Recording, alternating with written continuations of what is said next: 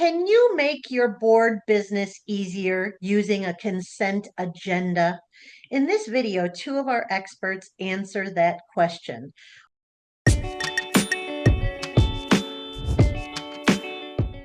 Welcome to this HOAleader.com video chat with two of our experts.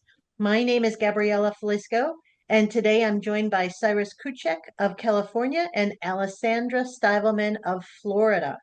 And this month, we're answering an HOAleader.com reader's question about whether it's okay to set a budget in private and then approve it on a consent agenda. So just a note, our experts are providing insights based on the laws and practices in their state. This video is intended to provide you with some general guidance you can use when you approach an expert in your state. So with that in mind, let's jump in.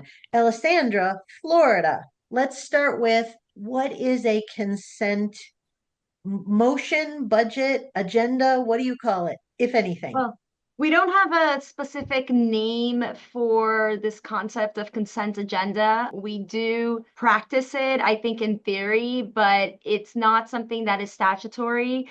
We consider a lot of things together in one motion and vote, and we can put different items together to be ratified or possibly to be just approved and memorialized in the minutes without discussion to a certain extent, but we don't deal with all the back and forth that I had to look up regarding what consent agendas technically are in some other states.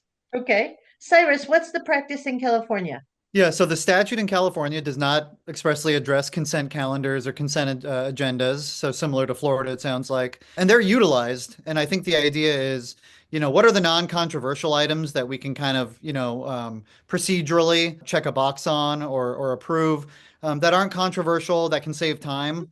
And let's group those into a consent agenda item. And under that umbrella, we can just say, here's all the items that we don't really need to discuss in detail. And so, we can probably talk about it more, but Robert's Rules of Order and a lot of parliamentary practices, they do address the concept of that consent agenda, whatever terminology they use. Okay, so it's a time-saving practice on non-controversial issues. Is that fair to say? I Yeah. think that's when it would work correctly, but I think that sometimes when you're trying to address a budget on a consent agenda, I think you're defeating the purpose. Okay.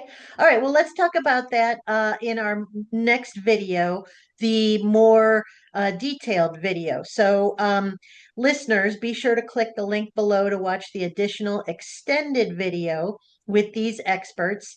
And there they'll discuss whether, if your state permits this, what you should use it on and what you shouldn't. So, thanks for joining us, and we hope you'll join us again for the extended video.